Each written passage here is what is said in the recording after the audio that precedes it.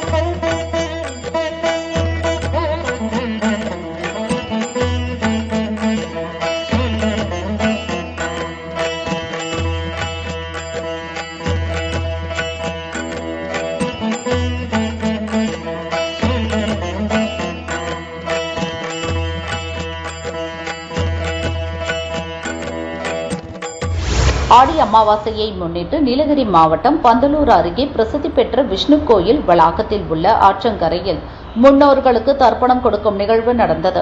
இன்று அதிகாலை 4:30 மணிக்கு துவங்கி தர்ப்பணம் நிகழ்வில் ஏராளமானோர் ஆற்றில் புனித நீராடி பங்கேற்றனர். தொடர்ந்து கோயில் மேல் சாந்தி சுதேஷ் தலைமை வகித்து தர்ப்பணம் கொடுக்கும் நிகழ்வை நடத்தினார். தொடர்ந்து விஷ்ணு பகவானுக்கு சிறப்பு பூஜைகள் மற்றும் மகாதீபாராதனைகள் நடைபெற்றது. ஏற்பாடுகளை மேலாளர் சந்தியா, கமிட்டி நிர்வாகிகள் புஷ்கரன், உன்னிகிருஷ்ணன், வினோத் தலைமையிலான குழுவினர் மற்றும் மகளிர் அமைப்பினர் இணைந்து செய்திருந்தனர். तपसो अभ्यजायदा तदो रात्र्यजायदा तदः संवत्सरो अजायदा अहोरात्राणि विदधत् विश्व सूर्य चंद्र असौ थादा यथा पूर्वम् अगल्पयत् பந்தலூர் முத்தூர் பிள்ளை மாரியம்மன் கோயில் அருகில் உள்ள நீர்த்தேக்கத்தில் தர்ப்பணம் கொடுக்கும் நிகழ்வு நடந்தது. இதில் பந்தலூர் பகுதி மக்கள் பங்கேற்றனர். தொடர்ந்து அம்மனுக்கு சிறப்பு அபிஷேகம் ஆராதனைகள் நடைபெற்றன.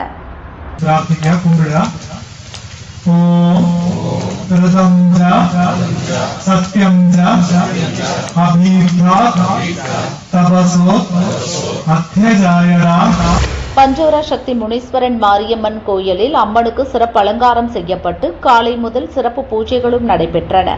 இதில் கோவில் கமிட்டியினர் மற்றும் ஊர் பொதுமக்கள் பங்கேற்றனர்.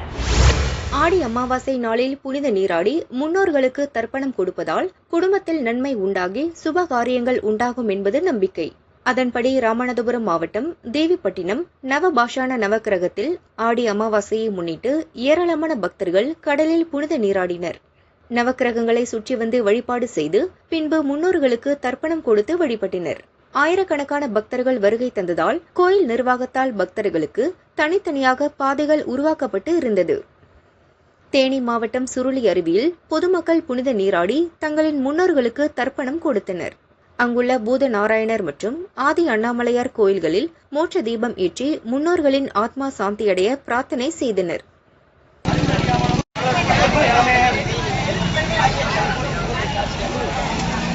தப்பாமல் சார்பார் நமக்கு 5 கரத்தினை யானை முகந்தினை எந்தி எழுப்பினை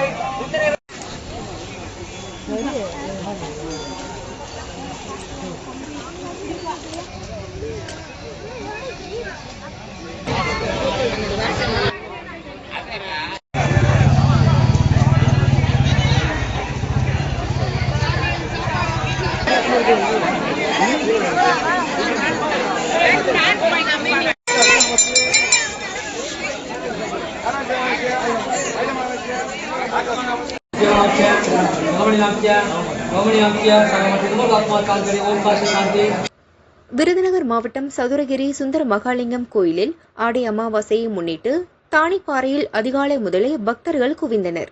காலை 6 மணிக்கு மேல் பக்தர்கள் மலையேற அனுமதிக்கப்பட்டனர். தானிப்பாறை மற்றும் வாழைத்தோப்பு பாதை வழியாக நண்பகல் 12 மணி வரை 12,000க்கும் மேற்பட்ட பக்தர்கள் மலையேறி சென்றனர்.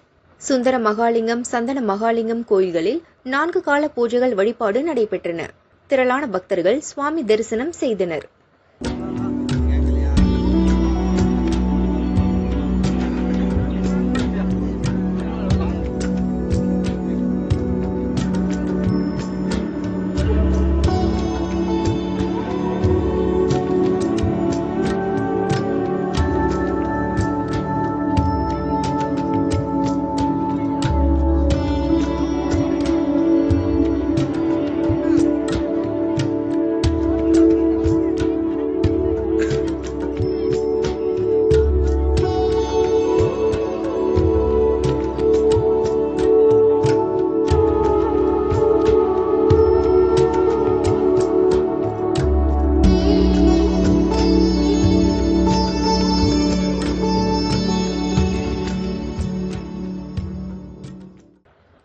உடுமலை திருமூர்த்திமலை பாலாற்றுக்கரையில் பக்தர்கள் தங்களது முன்னோர்களுக்கு தர்ப்பணம் கொடுத்தனர். தொடர்ந்து அமனலிங்கேஸ்வரர் கோயிலில் பிரம்மா சிவன் விஷ்ணுவை பக்தர்கள் வழிபட்டனர். விவசாயம் செழிக்க வேண்டி விவசாயிகள் ரேக்லா வண்டியில் வந்து சாமி கும்பிட்டனர்.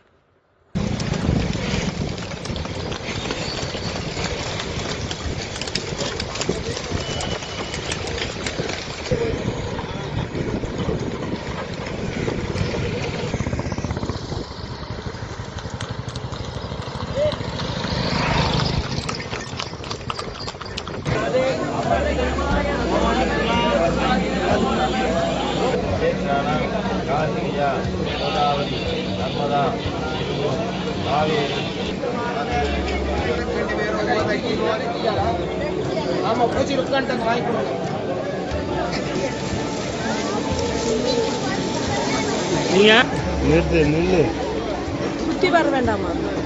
10 ரூபாய் தரிசனத்துக்கு நில்லு. அங்கே போயிருக்காங்க, அங்கெல்லாம் போயிருக்காங்க. போயிட்டு கூட சென்னை வேறு இங்கேருந்து 1 கிலோமீட்டர் போயிட்டு இருக்காங்க.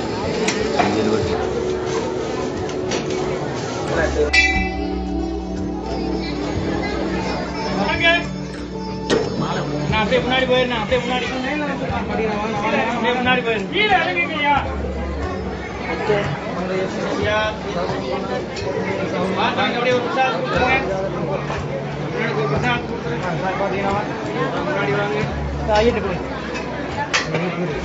பொதுவாக ஒரு வருடத்திற்கு இந்துக்கள் 96 முறை முன்னோர்களுக்கு தர்ப்பணம் செய்ய வேண்டுமென சாஸ்திரத்தில் சொல்லப்பட்டுள்ளது. அதை பின்பற்ற முடியாதவர்கள் வருடத்தில் முக்கியமான ஆடி புரட்டாசி மற்றும் தை அமாவாசையில் முன்னோர்களை நினைத்து தர்ப்பணம் செய்து வழிபாடு நடத்துவர். பித்ரு தர்ப்பணம் செய்தால் வறுமை நீங்கி வாழ்க்கையில் சுபிக்ஷம் பெருகும், முன்னோர்களின் ஆசி கிட்டும் என்பது ஐதீகம். இன்று ஆடி அமாவாசையை முன்னிட்டு மதுரை வைகை ஆற்றில் திரளான பொதுமக்கள் தர்ப்பணம் செய்து முன்னோர் வழிபாடு நடத்தினர். வைகை ஆற்றின் கல்பாலம், ஓபுலா படித்துறை, பேச்சியம்மன் படித்துறையில் சூரிய வழிபாடு நடத்தி தர்ப்பணம் செய்தனர்.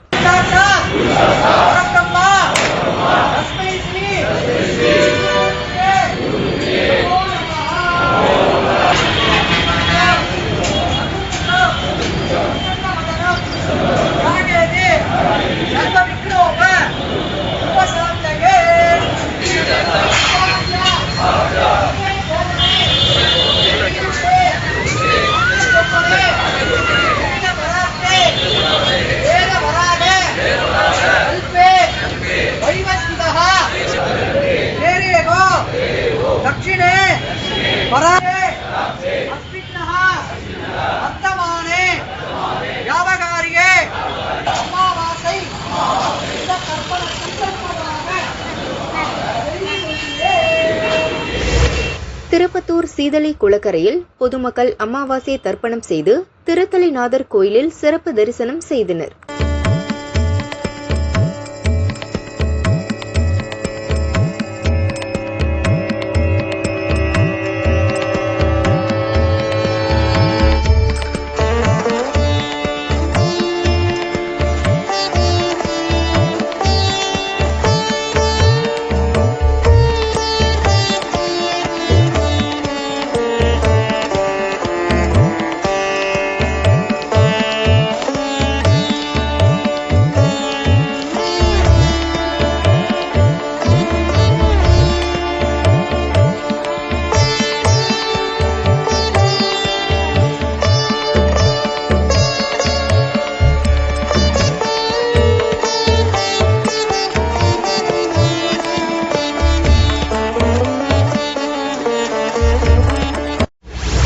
வெள்ளப்பெருக்கு காரணமாக 5வது நாளாக குற்றாலம் மெயின் அருவியில் குளிக்க தடை நீட்டிக்கப்பட்டது.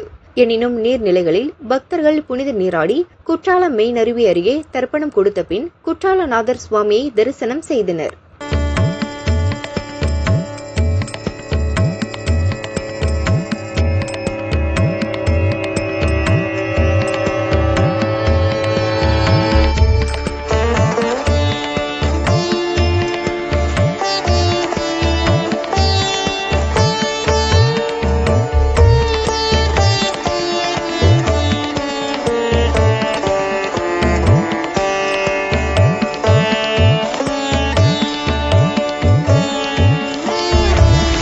விநாயகர் தீர்த்தம், சரஸ்வதி தீர்த்தம் உள்ளிட்ட 16 வகை தீர்த்தங்கள் மற்றும் முக்கடல் சங்கமிக்கும் கன்னியாகுமரி கடற்கரையில் பொதுமக்கள் புனித நீராடி பித்ரு தர்ப்பணம் செய்து வழிபட்டனர்.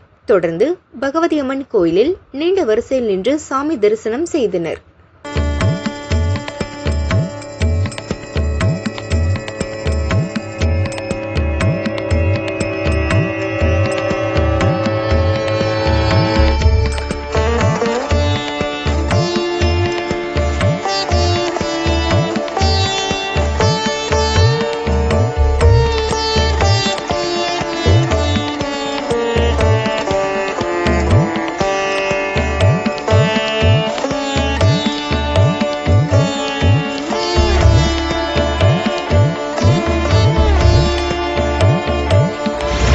திருச்சி, முசிறி, காவேரி ஆற்றங்கரைகளில் பக்தர்கள் அதிகாலை முதல் குவிந்த வண்ணம் இருந்தனர்.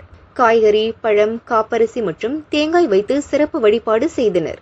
வேத விற்பனர்கள் உதவியுடன் தர்ப்பணம் செய்து முன்னோர்களை வழிபட்டனர்.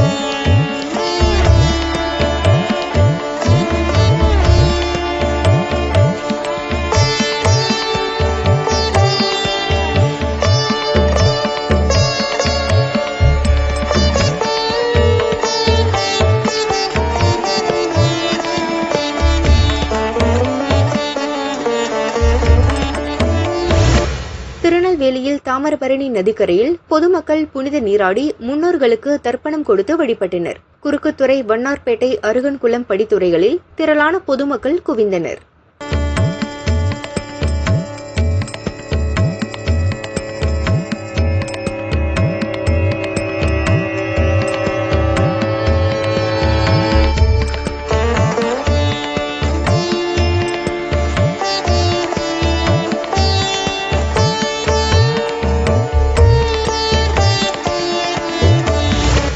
ஸ்ரீரங்கம் அம்மா மண்டபம் காவிரி படித்துறையில் ஆயிரக்கணக்கான பொதுமக்கள் முன்னோர்களுக்கு தர்ப்பணம் கொடுத்து சிறப்பு வழிபாடு செய்தனர். தொடர்ந்து விநாயகர் கோயிலில் வழிபாடு நடத்தி பசுமாட்டிற்கு அகத்திக்கீரையை தானமாக வழங்கினர்.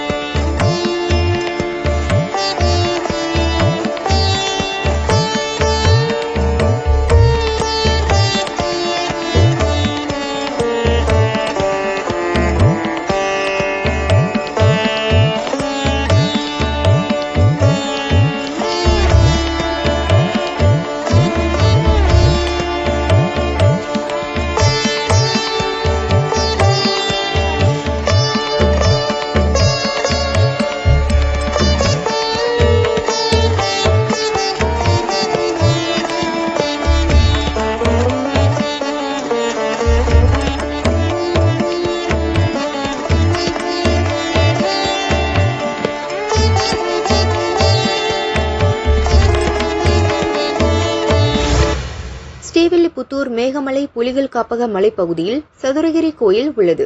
ஆடி அமாவாசையை முன்னிட்டு பக்தர்கள் சுந்தர மகாலிங்கம் சன்னதியில் சிறப்பு வழிபாடு நடத்தினர்.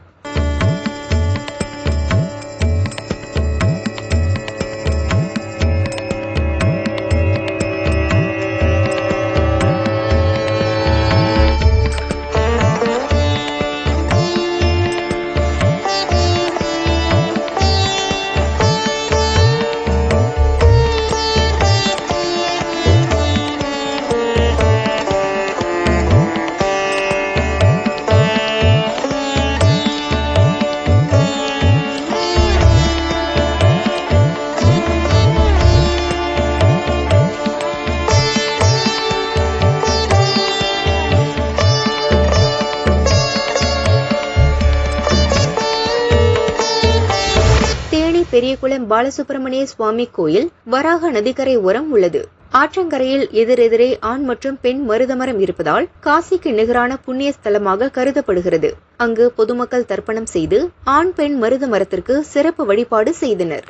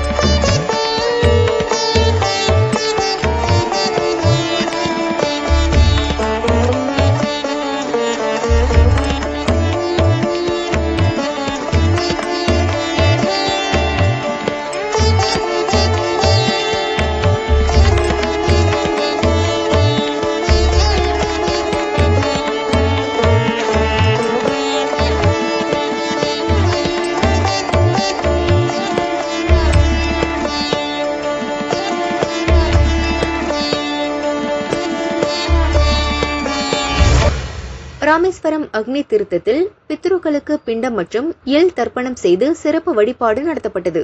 பக்தர்கள் சுமார் 3 மணி நேரம் காத்திருந்து சாமி தரிசனம் செய்தனர்.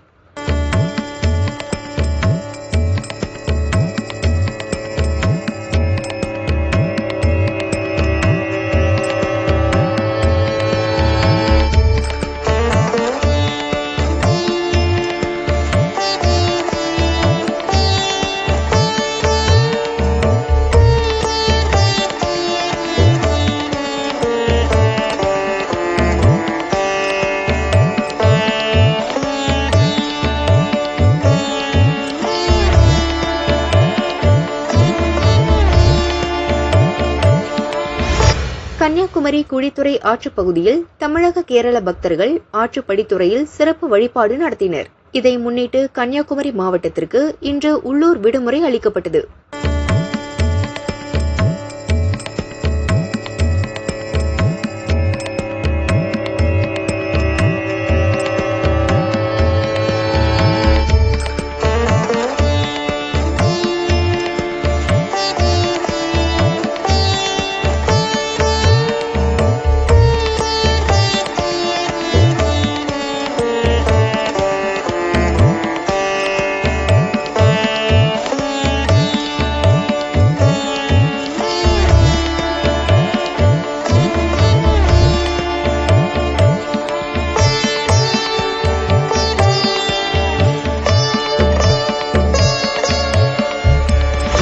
கோவை பேரூர் பட்டீஸ்வரர் கோயில் அருகே உள்ள நொய்யல் ஆற்றங்கரையில் தர்ப்பணம் செய்து பொதுமக்கள் சிறப்பு வழிபாடு செய்தனர். அதைத் தொடர்ந்து அங்கிருந்த சப்த கன்னியர்களுக்கு நெய் தீபம் ஏற்றி சிறப்பு வழிபாடு நடத்தினர்.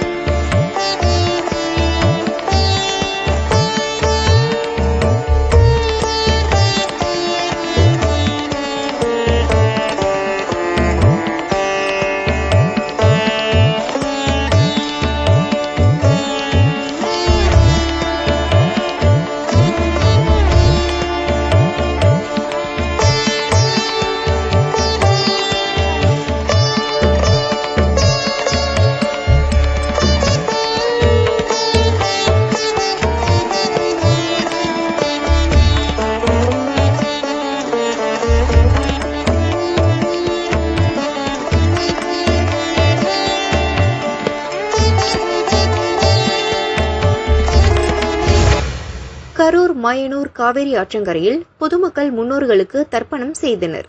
முன்னோர்களுக்கு பிடித்த இனிப்பு வகைகள் மற்றும் பழங்களை படையலிட்டு வழிபாடு செய்தனர்.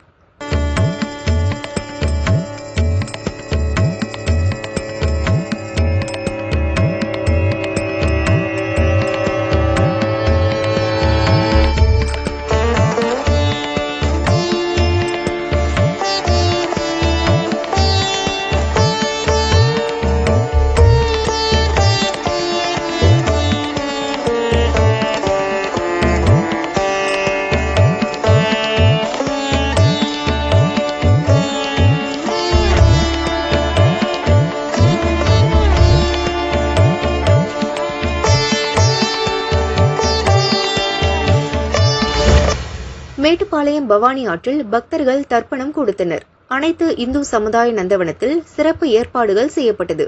சிவன் கோயில், பவானி ஆறு மற்றும் சுடுகாடு இருப்பதால் இந்த இடம் காசிக்கு நிகராக கருதப்படுகிறது.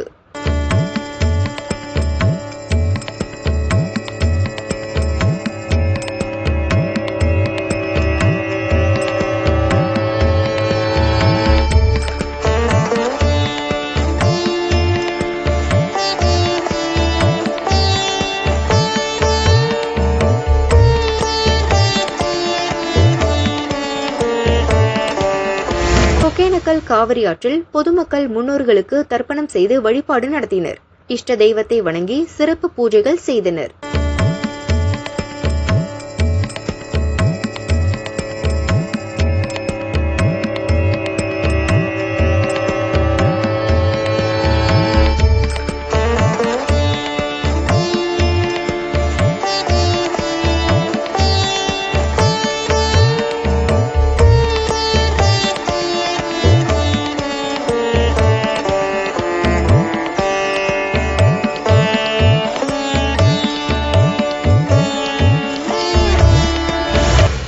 நாமக்கல் அரியா கவுண்டம்பட்டி பகுதியில் சண்டி கருப்புசாமி கோயில் உள்ளது. 33 அடி உயர கருப்புசாமி மற்றும் நாகக்கண்ணிகள் சன்னதி அமைந்துள்ளது. ஆடி அமாவாசையை முன்னிட்டு 21ஆம் ஆண்டு பிடிக்காசு உற்சவம் விமரிசையாக நடைபெற்றது.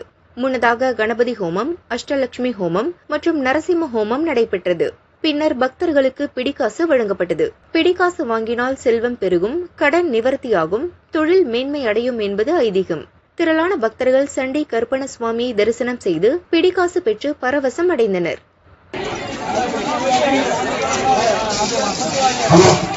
செல்வாண்டு பிடிக்க சொல்றாங்க பெரிய சொல்றாங்க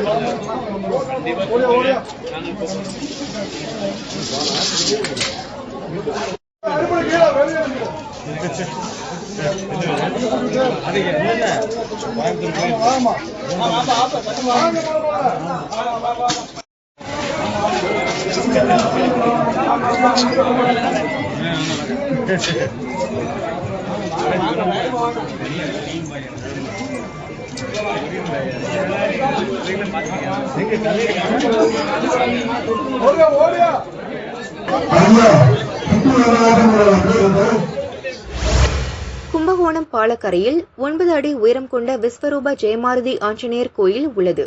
இங்கு ஆடி அமாவாசையொட்டி ஆஞ்சநேயருக்கு காய்கறி அலங்காரம் செய்யப்பட்டது. ஆஞ்சநேயருக்கு 1 டன் எடையில் 40 விதமான கனிகள், காய்கள் மற்றும் கீரைகளால் சாகம்பரி அலங்காரம் நேர்த்தியாக செய்யப்பட்டிருந்தது. சிறப்பு பூஜைகளுடன் குங்குமம் மற்றும் உதிரி பூக்களை கொண்டு அர்ச்சனைகள் செய்து மகா தீபாராதனை காட்டப்பட்டது. திரளான பக்தர்கள் சாமி தரிசனம் செய்தனர்.